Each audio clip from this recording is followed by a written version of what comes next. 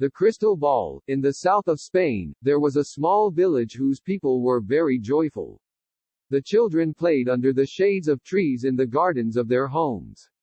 A shepherd boy named Nasir stayed near the village with his father, mother and grandmother. Each morning, he took his herd of goats up the hills to find a suitable place for them to graze. In the afternoon he would return with them to the village. Each night his grandmother would tell him a story, the story of stars. This story really interested Nasir. On one of those days, as Nasir was watching his herd and playing his flute, he suddenly saw a wonderful light behind a flower bush. When he approached the bush, he saw a transparent and very beautiful crystal ball. The crystal ball was glittering like a colorful rainbow. Nasir carefully took it in his hand and turned it around. With surprise, suddenly, he heard a weak voice coming from the crystal ball. It said, "You can make a wish that your heart desires and I will fulfill it." Nasir could not believe that he had actually heard a voice. When he made sure that he had indeed heard that voice from the crystal ball, he was very confused. He had so many wishes that he could not decide upon one particular wish. He said to himself, "If I wait till tomorrow I will remember many things. Then I will make my wish." He put the crystal ball in a bag and, gathering the herd, happily returned to the village. He decided that he would not tell anyone about the crystal ball. On the following day also, Nasir could not decide what to wish for, because he really had everything he needed. The days passed as usual, but Nasir was still unable to make his wish. But he appeared to be very cheerful. The people around him were amazed to see the change in his disposition. One day, a boy followed Nasir and his herd and hid behind a tree.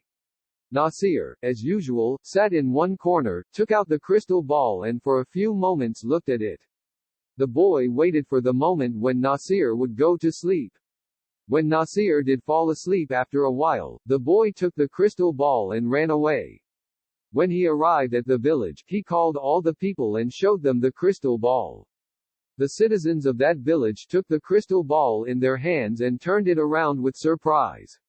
Suddenly they heard a voice from inside the crystal ball, which said, "I can fulfill your wish." One person took the ball and screamed, "I want one bag full of gold." Another took the ball and said loudly, "I want 2 chests full of jewelry."